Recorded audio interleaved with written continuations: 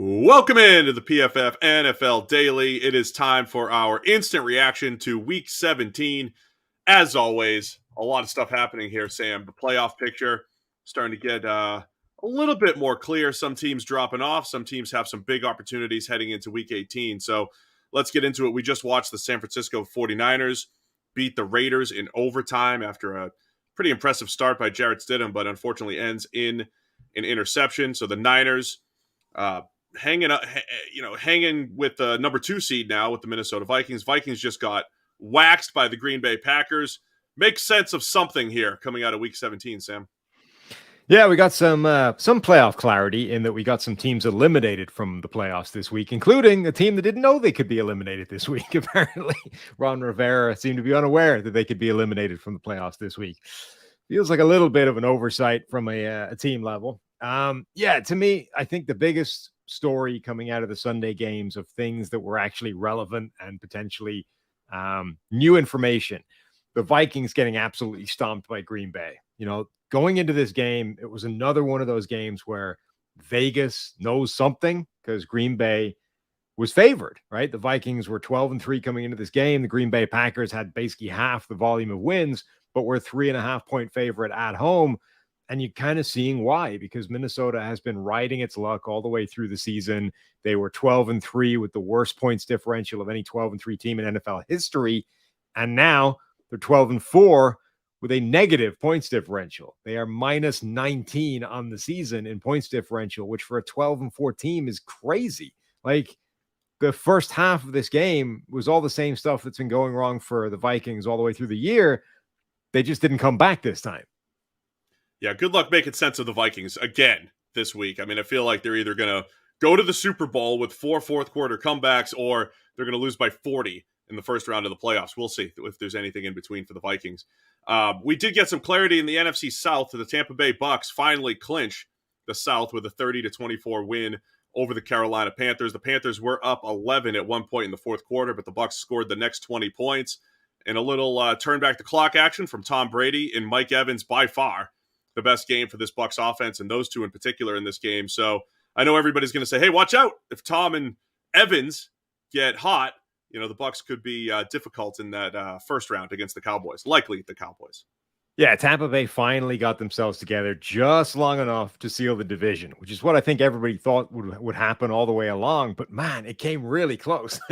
We were very, very close to Carolina stealing that game, and then the NFC South entering the final week of the season with 3 teams still alive to take the division crown, any of whom would have a losing record in doing so. That would have been pretty majestic if that had been the case. But ultimately, it ends up being Tampa Bay's. And now, yeah, look, they've shown they're dangerous. Like, we always knew that this thing should be able to get figured out. It just hasn't been. And now they're at least going to be in the playoffs trying to figure out if they can get it all together. The other implications of that Packers win, you said the Commanders get eliminated there, but the Packers and Lions are probably playing a play-in game next week, or potentially playing a play-in game. Seattle Seahawks are facing the Rams next week. Seahawks did a nice job against the Jets today. Mike White did not look great. Seahawks had a nice game on their end, but they're still alive in Seattle, and if they win, they have a chance to get into the playoffs, and the Packers and Lions both playing for the playoffs as well next week. Could you believe it? The Lions and the Packers going head-to-head with playoff implications. So that'll be huge. The New England Patriots also stay alive. They beat the Miami Dolphins. We see another injury. Tua Tagovailoa already missing the game. Teddy Bridgewater hurts his hand in the middle of the game. They have to go to Skylar Thompson in Miami. The Patriots are down 3 out of their top 4 corners in this game, but still hanging tough against Jalen Waddle and Tyreek Hill. So the Patriots now have the number 7 seed in the AFC. They still have to probably beat Buffalo next week. So a lot happening, but New England beating Miami to keep their hopes alive and keep hopes alive for the Pittsburgh Steelers as we head into Sunday Night Football here. Yeah, still a lot of teams alive and fighting it out for those final playoff spots. And a lot of teams that kind of seemed to have them locked up a few weeks ago, just collapsing down the stretch. Obviously, Miami are dealing with issues when it comes to injuries. They were without Tua going into this game. They lost Teddy Bridgewater during the game. They were without Teron Armstead, their left tackle, going into the game. That's a huge loss for them generally as well. Minnesota as well, too, in their defense. they were already down to a backup center. They lost him quite early on. They're now down to a third string center that can't execute the snap. I mean, they couldn't run anything other than like on one, right? Any time, any kind of cadence, any kind of complex snap count, and it was just a false start or a delay of game penalty pretty much every time. That put them in a real bind overall. So another one of these stories, I think, is guys like important teams dealing with injuries in these last couple of weeks are really making a difference.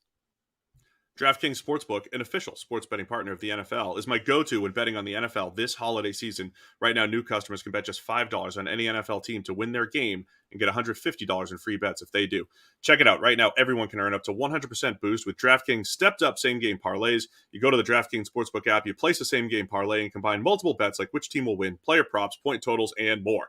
The more legs you add, the bigger the boost, the bigger your shot to win big.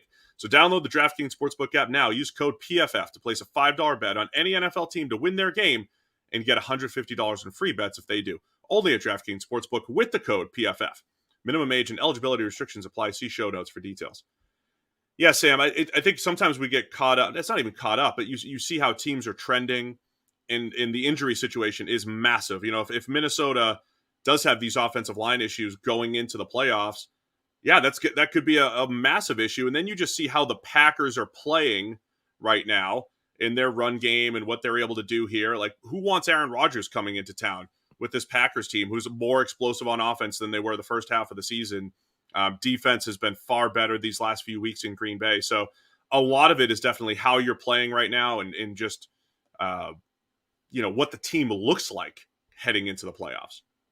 Yeah, I mean, remember, their biggest problem certainly early in the season is they had no receiving threat whatsoever. Okay, Christian Watson is wildly inconsistent and still far from a complete receiver, but he's a significant threat. And even in this game, they were very close to connecting with him a couple of times. He only had one catch for 11 yards or something like that, but he was a consistent threat, which is the big point, because that opens up the space for Alan Lazard and Robert Tonyan and Romeo Doubs and the guys that are going to work the underneath and elsewhere in that offense. The fact that Christian Watson has now become this viable threat consistently is enough to change the whole dynamic of this offense from what it was earlier in the season when nobody was really paying attention to him yet. I know the Vikings of all teams, like play number one or whatever of the year, he was behind Patrick Peterson for a deep pass and ends up dropping it, but teams weren't defending him as if he was a big concern early in the season, but then a rake of touchdowns and torching guys deep, all of a sudden they are. A couple other NFC implications here. The Saints beat the Eagles 20-10. So it was Gardner Minshew's second start. He's now 0-2 as the Eagles starter. They were 13-1 just a couple weeks ago. Dallas Cowboys won on Thursday Night Football. So the Cowboys still have this outside shot to win the division, which wouldn't just win the division. That would get them the number one seed. We got to figure out all the logistics there. But the number one seed's still up for grabs because the Eagles lost. Jalen Hurts was back at practice this week. Because Minshew didn't get it done this week, are the Eagles going to force Jalen Hurts back just to get this win? Because then you get the bye week. Huge implications for that number one seed. And then the Chiefs win their game, putting all the pressure now on the Buffalo Bills to hold that number one seed Monday night against the Bengals. So a lot of that, the number one seed implications occurring today as well. Yeah, the problem is that like the biggest benefit of the bye week for Philadelphia is the week's rest for Jalen Hurts. So it's kind of like a catch-22, right? Do you rush back Jalen Hurts? Just and you can't lose week one. Yeah, true. But I think the biggest thing is being able to rest Jalen Hurts and get him back 100% healthy. But in order to do that, you might have to put him back on the field. I think the thing that actually stands in their favor the most is that I don't think the Giants have anything to play for anymore. The Giants are locked in to the playoff spot, right? They just clinch this week. Yeah, they clinched 38-10 over the Colts. And I think they're locked in as the 6th seed as well. I don't think they can move. So like the Giants might not want to play next week, particularly, which means Philadelphia might not have to play too hard to get that final win, to get them over the line and get that first overall seed. So I think ultimately they should probably treat it as if it's a game they don't need to win. And if they end up losing the number one seed because of it, I think it's better to not risk Jalen Hurts and not have to, and deal with the consequences than it is to rush him back and potentially re-aggravate something. The problem with Eagles Cowboys, it's for the division. The number 1 seed is on the line, so you get the bye, but you're also getting that home field advantage throughout the playoffs. And yes, congratulations to the New York Giants. They did clinch a playoff spot. Really a dominant outing against the Indianapolis Colts, who just looked hapless once again with Nick Foles under center. Foles gets hurt, and just a mess continues in Indianapolis. So the usual drill. This is our instant reaction for Week 17. We'll have the full 2-hour plus reaction on the PFF NFL podcast, 7 a.m. Monday morning on